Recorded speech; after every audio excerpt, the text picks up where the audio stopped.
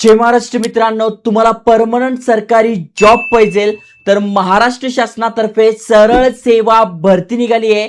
खासियत याची अशी आहे की फॉर्म भरणं सुरू झालंय आणि भरपूर साऱ्या पोस्ट असणार आहे. महत्वाची गोष्ट म्हणजे या भरतीमध्ये कुठलीही बदली नसते, एका ठिकाणी जॉब आहे. गव्हर्नमेंटच्या जेवढ्या सुट्ट्या आहेत तेवढ्या सगळ्या सुट्ट्या मिळतात आणि सॅलरी पण जबरदस्त असते. महत्वाचं म्हणजे गट ब झालं, क झालं, ड झालं, यांसाठी ही सरळ सेवा भरती आहे. संपूर्ण माहिती सांगतोय. पीडीएफ समजायला अवघड आहे, मोठी आहे, पण अगदी थोडक्यामध्ये तुम्हाला समजून सांगतोय. त्यामुळे तुम्ही तुमच्या फॅमिलीमध्ये, मित्रांमध्ये कोणी गव्हर्नमेंट जॉबसाठी प्रयत्न करत असेल, नक्की त्यांच्यासोबत शेअर करा आणि अशाच एज्युकेशनल इन्फॉर्मेशन व्हिडिओसाठी चॅनल सबस्क्राईब करून ठेवा. चला तर बघूया डिटेलमध्ये.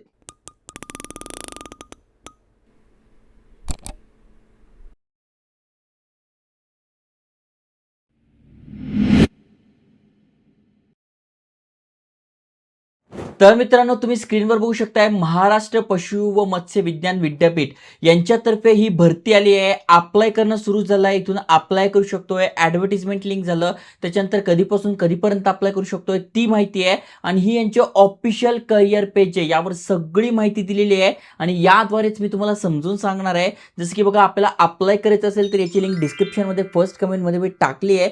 सगळ्यात तुम्ही बघू शकताय. इथून आपण ॲडव्हर्टिजमेंट करू शकतोय, इथून अप्लाय करू शकतोय. कधीपासून स्टार्ट झालंय तर 27 फेब्रुवारी पासून अप्लाय करणं सुरू झालंय.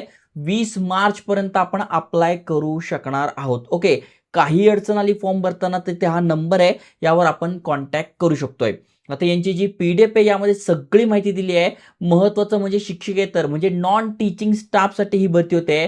गट ब, क आणि ड यासाठी सरळ सेवा भरती होते. सरळ सेवा म्हणजे काय, तर एकच एक्झाम द्यायची आणि सिलेक्शन परमनंट जॉब मिळतो ना, कुठला इंटरव्ह्यू होतो ना काय होतं. त्यामुळे अनेक जण सरळ सेवा भरती जी असतात त्यामध्ये इंटरेस्टेड असतात. त्यातल्या त्यात पोस्ट चांगली आहे, जॉब चांगला आहे, त्यामुळे जे एलिजिबल आहे ते अप्लाय करू शकतात. टोटल जागा किती आहे, तर 175 रिक्त पदे आहे आणि सगळ्यात जास्त जागा कशासाठी आहे माहिती आहे, क्लार्क झालं आणि टायपिस्ट झालं यासाठी सगळ्यात जास्त जागा आहे. ओके, तुम्ही इथे बघू शकताय 28/2/2026 पासून 20/3 पर्यंत आपण अप्लाय करू शकतोय आणि तुमची जी एक्झाम होणार आहे ती एप्रिलमध्ये होणार आहे. म्हणजे 1 महिन्याच्यात आपली एक्झाम पण होऊन जाणार आहे. सो बेस्ट आहे. तुम्हाला स्टडी करायचं तर इथे मी बुक टॅग करून देईल, तिथून तुम्ही तुमचा स्टडी सुरू करू शकताय. तर इथे बघा नंबर ऑफ पोस्ट दिलेला आहे, कुठल्या पोस्ट कितीसाठी आहे तर इथे बघू शकता. सगळ्यात आधी गट ब आहे. गट ब साठी तुम्ही बघू शकता 1,32,300 पर्यंत सॅलरी जाते. म्हणजे 41,000 रुपयापासून 1,32,000 रुपयांपर्यंत सॅलरी जाते आणि इथे नंबर ऑफ पोस्ट दिले आहे. गट ब साठी कमी पोस्ट आहे, गट क आणि ड साठी सगळ्यात जास्त पोस्ट असणार आहे. जसं की बघू शकता 1, 2, 3, 4, 5, 6. मग गट ब साठी टोटल 6 पोस्ट आहे, ज्यामध्ये तुम्ही कुठली पोस्ट असणार जसं की पे आणि अकाउंट ऑफिसर. मग यासाठी पण एकच जागा आहे. ओके, मग यानुसार तुम्ही बघू शकता तुमचं शिक्षण काय झालंय त्यानुसार. गट क साठी आपण बघितलं तर 7, 8, 9, 10, 11, 12, 13 आणि तुम्ही ते बघू शकता 14, 15, 16. म्हणजे गट क साठी पण भरपूर साऱ्या जागा आहे आणि गट ड साठी पण आहे. मग यामध्ये तुमचं शिक्षण काय झालंय त्यानुसार. जसं की बघा, ऑपरेशन थिएटर टेक्निशियनचं झालेलं आहे, त्यासाठी जागा आहे. त्याच्यानंतर एक्सरे टेक्निशियनसाठी आहे.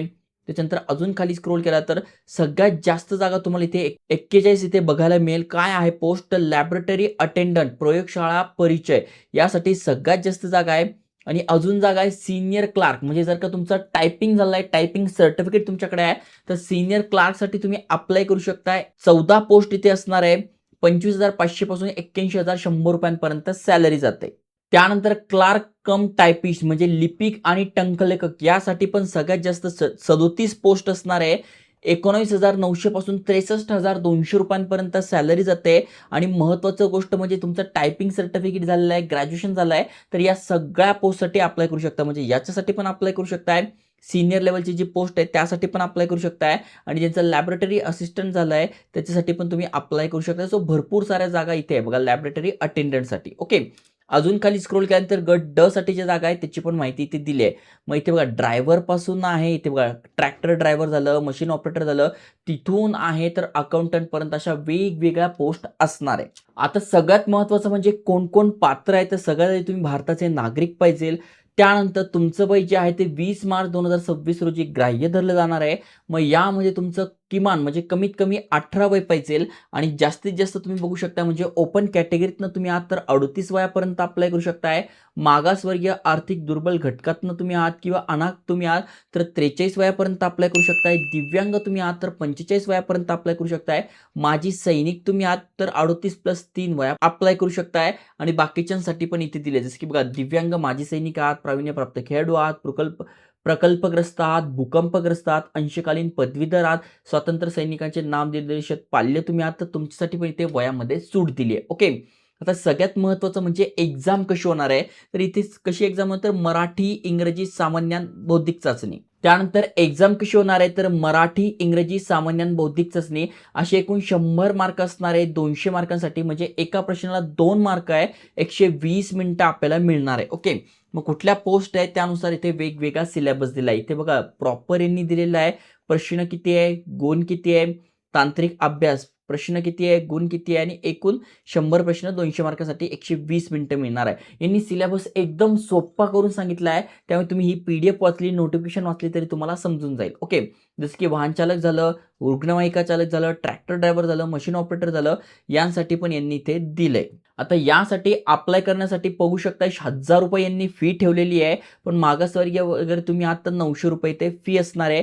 माजी सैनिक, दिव्यांग माजी सैनिकांसाठी कुठलेही शुल्क आकारले जाणार नाही. फक्त या दोघांमधून तुम्ही आहात तर 1000 ते 900 रुपये तुम्हाला इथे फी लागते जी की नॉन रिफंडेबल असणार आहे. म्हणजे एकदा का फी भरली तर ती परत मिळणार नाही. ओके. अजून खाली स्क्रोल केल्यानंतर डिटेलमध्ये माहिती तुम्हाला दिसून जाईल. त्याच्यानंतर निवड सूची कशी आहे तर ही एक्झाम जे पास करतील त्यांचं इथे सिलेक्शन होणार त्याबद्दल इथे माहिती दिली आहे. परीक्षा कशी असणार आहे, त्याच्यानंतर कुठल्या-कुठल्या गोष्टी लक्षात ठेवायच्या त्याबद्दल पण इथे माहिती दिली आणि त्यानंतर दिलंय कुठल्या पोस्टसाठी काय शिक्षण पाहिजे ते पण दिलंय. जसं की तुम्ही बघू शकताय पहिल्या पोस्टसाठी बॅचलर डिग्री इन कॉमर्स पाहिजे. ओके. त्याच्यानंतर दुसऱ्या पोस्टसाठी दिले, तिसऱ्या पोस्टसाठी दिले. ज्या महत्त्वाच्या पोस्ट आणि जिथे सगळ्यात जास्त जागा आहेत त्याबद्दल बघू आपण. जसं की सीनियर क्लार्क. मग यासाठी तुमचं बॅचलर डिग्री झालेलं आहे.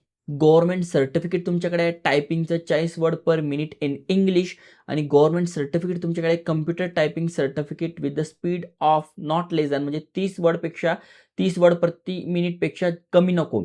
म्हणजे तुमचं मराठी टायपिंग 30 वर्ड किंवा त्यापेक्षा जास्त आहे. इंग्रजी टायपिंग 40 वर्ड पर मिनिटपेक्षा जास्त आहे. तुम्ही ते अप्लाय करू शकताय. त्याच्यानंतर मेकॅनिकसाठी एस-एस-सी पास तुम्ही आहात, आय-टी-आय झालंय तुम्ही करू शकताय.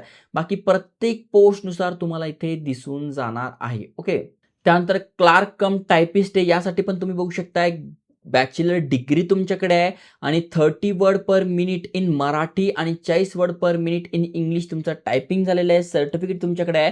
तर या क्लार्क या पोस्टसाठी सुद्धा तुम्ही अप्लाय करू शकता. त्यानंतर इथे खाली डिटेलमध्ये दिले आहे कुठल्या पोस्टसाठी किती जागा म्हणजे जर तुम्ही कॅटेगरीत नसाल तर कुठल्या कॅटेगरीसाठी किती जागा आहे हे तुम्हाला सगळं इथे बघायला मिळणार आहे. त्यानंतर जी परीक्षा होणार आहे त्याचं स्वरूप कसं आहे, सिलेबस काय ते इथे बघा दिलंय. मराठी जे आहे ते बघा HSC लेव्हलचं असणार आहे. मग सर्वसाधारण शब्दसंग्रह झालं, वाक्यरचना झालं, व्याकरण झालं. इंग्रजी कसं असणार आहे त्याची माहिती दिलेली आहे. त्याच्यानंतर सामान्य ज्ञान कसं असणार आहे, भारताचा इतिहास झालं, भारतीय राष्ट्रीय चळवळ झालं, याबद्दल इथे माहिती दिलेली आहे.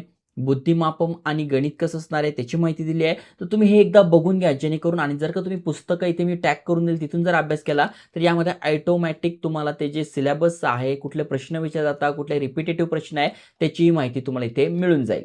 आणि जर डिटेलमध्ये बघायला गेलं तर इथे बघू शकता group A, group B, group C आणि ग्रुप डी यासाठी टोटल किती क्वेश्चन असणार आहे ते दिले. जसं की ग्रुप ए साठी 7 क्वेश्चन आहे, मराठी भाषेचे यासाठी 6 क्वेश्चन आहे. त्याच्यानंतर इंग्रजी भाषेसाठी इथे 6 क्वेश्चन आहे, इथे 7 क्वेश्चन आहे, इथे 6 क्वेश्चन आहे. म्हणजे तुम्ही कुठल्या ग्रुप डी साठी अप्लाय करताय, सी साठी अप्लाय करताय त्यानुसार तुम्हाला इथे दिसून जाणार आहे. सब्जेक्ट दिलाय, त्याचे किती क्वेश्चन असणार आहे त्याबद्दल पण यांनी सुटसुटीत सगळी माहिती दिली आहे. त्यानंतर तुम्हाला अप्लाय करायचं तर याच वेबसाईटवर यायचं. इथे बघा क्लिक हिअर फॉर रजिस्ट्रेशन यावर क्लिक करायचं आहे. ऑलरेडी अकाउंट असेल तर लॉग इनवर क्लिक करायचं आहे. लॉग इन करून फॉर्म भरायचा आहे. नवीन असाल तर सगळ्यात आधी तुम्हाला रजिस्ट्रेशन करून घ्यावे लागेल. त्यासाठी कुठले कुठले डॉक्युमेंट लागतात त्याची इथे लिस्ट दिलेली आहे. ती लिस्ट तुम्हाला इथे बघून घ्यावी लागेल. इथे बघा सगळा डाटा दिलेला आहे. अर्जदाराचे नाव, जन्मतारीख, मोबाईल नंबर, ईमेल ॲड्रेस आणि लिंक यावर क्लिक करायचं आहे. संपूर्ण माहिती आली आहे. मग तुमचं नाव, मिडल नेम, लास्ट नेम, वडिलांचं नाव, आईचं नाव, जन्मतारीख सगळं टाकून घ्यायचं आहे. त्याच्यानंतर तुम्ही मेल आहात, फिमेल आहात टाकून घ्यायचं आहे. मोबाईल नंबर कन्फर्म करून घ्यायचा आहे. अल्टरनेटिव्ह ईमेल ॲड्रेस असेल तो टाकून घ्यायचा आहे. यावर क्लिक करायचं आहे आणि जनरेट OTP करून तुम्हाला व्हेरिफाय करून घ्यायचं आहे. त्याआधी तुम्हाला कुठलं सेंटर पाहिजे जे तुमच्या जवळ असेल. महाराष्ट्रात अनेक ठिकाणी सेंटर आहे बघा. अहिल्यानगरपासून तुम्ही बघा सगळ्या ठिकाणी धाराशिवपर्यंत सगळ्या ठिकाणचे इथे सेंटर्स आहे. मग सेकंड तुम्हाला पाहिजे तर सेकंड पण सेंटर तुम्ही सिलेक्ट करू शकताय. 3 सेंटर तुम्ही सिलेक्ट करायची तुम्हाला इथे आहे ती तुम्ही ते करू शकताय. ओके. सेंटर सिलेक्ट करून OTP व्हेरिफाय केल्यानंतर तुम्हाला तुमची सगळी माहिती भरून घ्यायची म्हणजे 10वी झालंय, 12वी झालंय, ग्रॅज्युएशन झालंय, कुठल्या कॉलेजमधून झालंय, कुठल्या सिटीतून झालंय, किती मार्क पडले ते टाकायचं आहे. फी पेमेंट करायचं आहे. अशा प्रकारे तुम्ही हा फॉर्म भरू शकताय. परमनंट सरकारी जॉब आहे, कुठलीही बदली होत नाही, चांगली सॅलरी आहे. तुम्ही तुमच्या फॅमिलीमध्ये कोणी एलिजिबल असेल, त्यांचं हे शिक्षण झालं असेल, नक्की त्यांच्यासोबत शेअर करा. संपूर्ण माहिती नोटिफिकेशन तुम्हाला डिस्क्रिप्शनमध्ये फर्स्ट कमेंटमध्ये मिळून जाईल आणि अशाच अपॉर्च्युनिटीसाठी चॅनल सबस्क्राईब करून ठेवा. जय हिंद, जय महाराष्ट्र.